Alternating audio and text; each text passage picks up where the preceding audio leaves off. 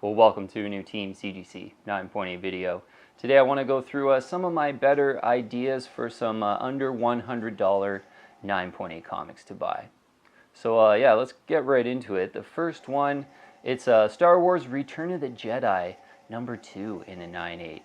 This one's a really cool one. It's first full appearance of Darth Sidious, basically, and like a really classic Darth Vader cover as well by Bill Sienkiewicz.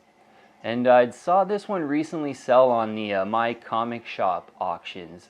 And like when I saw it go for under $100, I thought it was going to go for like maybe $125 or so. I was kind of hitting myself, like I should have got in there and grabbed this one. But it ended up selling for $86 in a 9.8 white pages for this one. First full appearance of Darth Sidious, classic Vader cover that's absolutely under the radar. Like, you know, there's a lot of, you know, old school great Darth Vader covers. And this one definitely flies under the radar. There's 108 9.8s in a blue label, and 23.4% is the 9.8 ratio, which is actually a pretty decent ratio for like a very undergraded book, even though this is a pretty, I think it's a 1983 book, if I'm remembering correctly. So yeah, just a great Star Wars book that really flies under the radar. A bit of a 2-for-1 on this one. Consider Return of the Jedi #1, which is the first appearance of Jabba the Hutt. And yeah, the initial appearance of Jabba in like the Star Wars adaptation in Star Wars #1 was like the guy, like he's a dude in the original movie. They eventually, in the 90s, they kind of remastered it and made that man Jabba the Hutt, like the slug Jabba that we all know. But this is actually the first appearance of the slug Jabba the Hutt in Return of the Jedi #1. And I think that one is, you know, maybe a little bit over 100. Maybe if you get super lucky, it could be a bit under 100. I think there's one on eBay right now for in the 150 range, if I'm remembering. But you know, I'm probably a bit more of a Sith guy, and I'm a villains guy. So, you know, first full appearance of Darth Sidious, and a pretty great Darth Vader cover in a Return of the Jedi #2. If you can get this one for under 100, I think it's a great buy. And yeah, like I said, I'm kind of hit myself when I saw that auction ended auction price at $86, wishing I did throw in a bid for this Return of the Jedi #2, a 1 of 108. Yeah, just a great collector item as well. Okay, moving on. Next one is a Green Lantern 49. This is a Green Lantern version 349 from the early 90s. A really classic cover on this one. Yeah, this one, I just absolutely love this cover. And I saw one sell for $91. If you really like this one, you'd go after the newsstand edition. Newsstands, I think, are probably about $150 to $175. They used to be over $200 in the newsstand. This is a pretty sought after classic DC cover of the 1990s. There's a 336 9.8s in the blue label, 51.4% is the 9.8 ratio. But yeah, I did see that direct edition go for 91. So this is just a great classic DC cover for under $100 to consider. Okay, the next one is really off the radar, but just you get all the 90s vibes in this one. I really like this one. It's a Spectacular Spider-Man 229. I do have this one as well. It's this is when Peter Parker quits Spider-Man, and a really great wraparound cover. Yeah, it's Sal Buscema and Bill Sienkiewicz cover and art. So yeah, just two classic artists.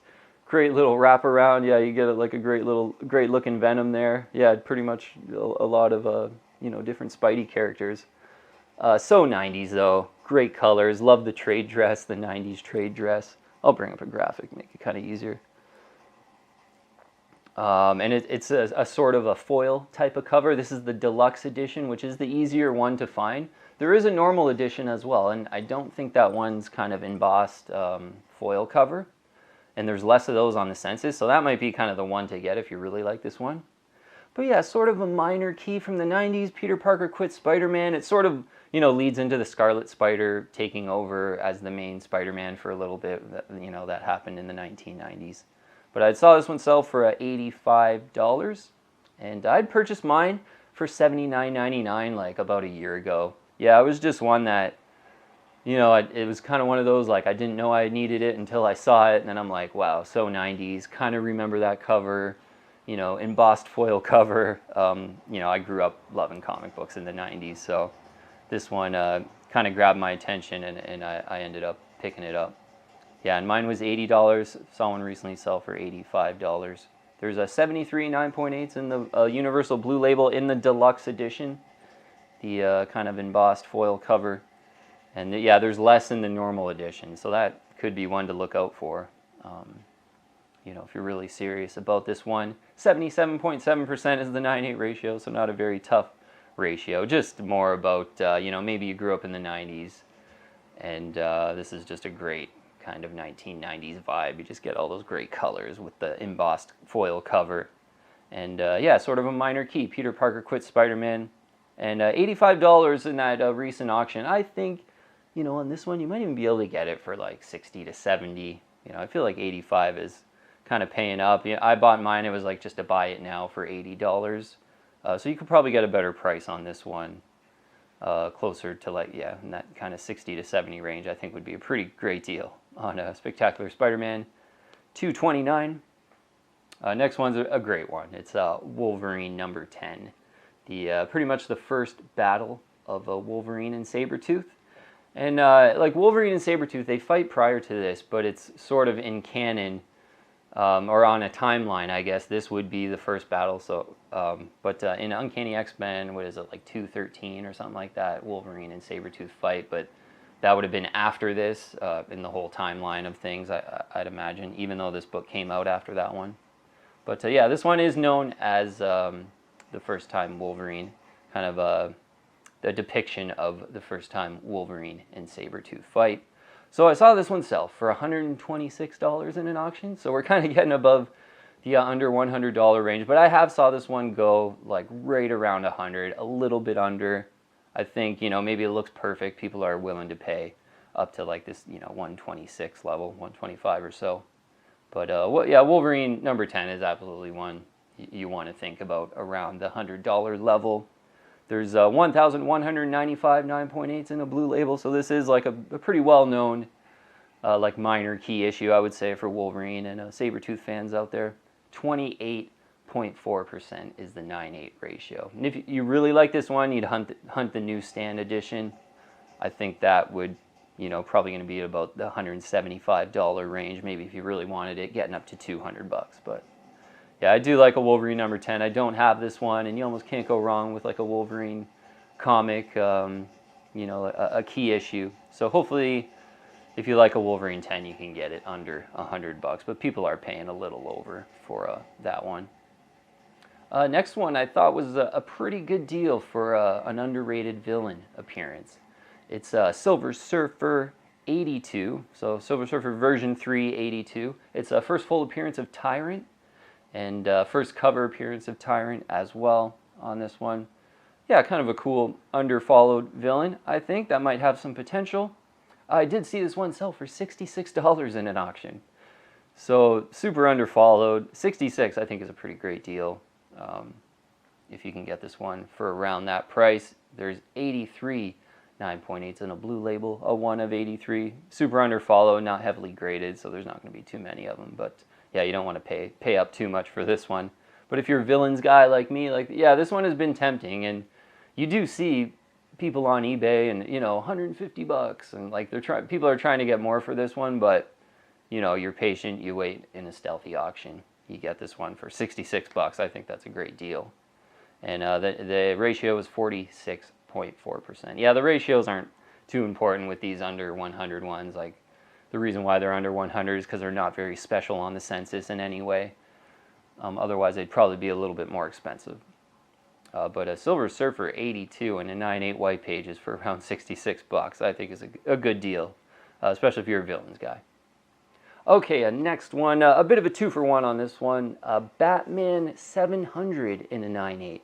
This is just like a really classic David Finch Batman cover. And yeah, just awesome eye appeal on this one. And a lot of people just, like, it seems like this cover makes the rounds as like just an awesome picture of Batman. Like, even if people don't really know that this is Batman 700. They just like, a lot of people love this picture of Batman, and you know, in articles a lot of times like you see this picture of Batman because it just looks so classic. So I think this is just maybe a bit of a classic cover in the making, and it is a pretty well collected, I would say. Yeah, I think this one you can get it, I think right around $75, maybe a little bit over 80 bucks. If you really want this one and you really like this one. Interesting, like on eBay right now, I think there's 2 of them for $119. Buy it now. So that's kind of, you know, where the retailers are trying to get people to buy it right around $120. But I think you wait in an auction for this one, you get it right around $75, I think is a price to aim for. But yeah, maybe this is just, you know, I think it is pretty much the classic David Finch Batman cover. And yeah, who knows, maybe it'll just be more well collected over time as being a classic Batman cover. There's 104 9/8 in the blue label. There is like a second print. There's a sketch version of this. There's like a variant version as well. If you really like this one, you know, look into those. 51.7% is the 9/8 ratio. And 2 for 1 I mentioned, if maybe you're looking for something a little older, under $100 in a Batman book. Batman 457.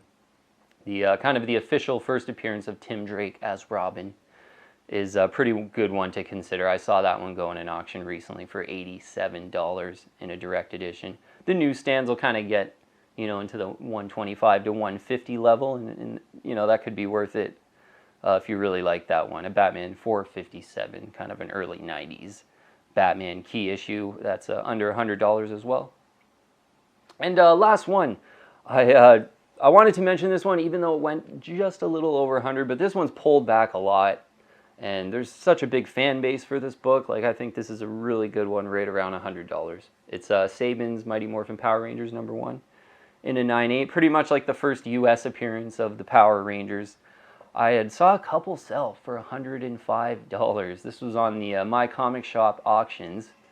And yeah, this one during the pandemic was like $375. Like, I'm pretty sure definitely a few went in that $300 to $400 range. At one point there, it might even have got to like $400 or so. I think the negative on this one a little bit is like the cover is a little not so good. It kind of leaves a little bit desired. Not the best art, I think. Doesn't have the best eye appeal. Too bad it just, you know, wasn't a great classic Power Rangers cover. I think this book would be a little bit more well collected. But yeah, this one's surprising because, you know, they're still coming out with these Mighty Morphin Power Rangers comics, and they seem to sell pretty good, like some of the new comics for Power Rangers. And I'm really surprised that, you know, Power Rangers fans don't kind of target this one even a little bit more than it has, and have kind of let the price come down to $105. So we're a little bit over 100, but yeah, in kind of the last 6 to 12 months too, I've saw them go about as high as like 160. But they've been kind of around the 125 range. But I saw 2 recently, and they were on My Comic Shop auctions, sell for $105. And I just think it's a really good buy at that level. There's a 473 9.8 in a blue label, 36.1% is the 9/8 ratio. Yeah, and I kind of hit myself on this one. Like, I saw 2 of these auctions, like kind of 2 weeks straight, go for right around $105, and I kind of want this one. Yeah, I'm not the hugest Power Rangers fan. I know some of these fans, they like want to meet the guys and get their autographs at the conventions and stuff like that. But I absolutely watched the Power Rangers almost like any kid that, like, I was born in 1985, so in the early 90s there, I was like 8 or 9. And any kid that age was watching Mighty Morphin Power Rangers in the morning before school and all that. So I kind of want it for just the nostalgia value. But yeah, I think there's some potential with this one around $100, because yeah, they're still coming out with Power Rangers comics, and there's still seems to be like a really big cult of fans. And yeah, I think this one, you know, it's shown some good value right around $100 if you can get it for $105. Looking pretty good. And these ones in the auctions, they looked really good. Yeah, like sometimes, you know, you see a corner maybe dinged or something like that in a 9/8, and you might like these were looking pretty good. So I think this is one of the better values right now, around $100 in 9.8 comics. Okay, yeah, just wanted to share some ideas around that $100 range and under. And you know, I've said before on the channel, I think if you're really serious about investing in 9.8 comics of the 1980s and 1990s, you probably do want to spend $500 or $1,000 or maybe even a little more just to get like a no-brainer key issue. That's pretty tough in the high grade. But you know, as a collector, not an investor, as a collector, these are just so cool. Like especially like that Return of the Jedi 2, me being a big Star Wars fan. I'm a big Green Lantern fan. I'd love to have that Green Lantern 49, especially at like a really good price. So there's a spot for these in your collection if you're a little bit of a collector as well. I know some people out there are like 100% investor, and you know what? You probably just want to disregard this video if you're right into kind of thinking about this thing from a total investment perspective. If you're buying 1980s and 1990s comics, I pretty much recommend to just go for those big keys that are $500 and over in a 9.8. But for me, I'm a little bit of both. You know, I'm a collector as well. I love just buying stuff and then nostalgia, just to look at it, and yeah, like this one, just to see these awesome colors and kind of transport back to the 90s for a minute or two. If you're into that, I think these ones are great for under $100. Okay, we'll leave it at that though. Thanks so much for watching, guys. I'll see you on the next one.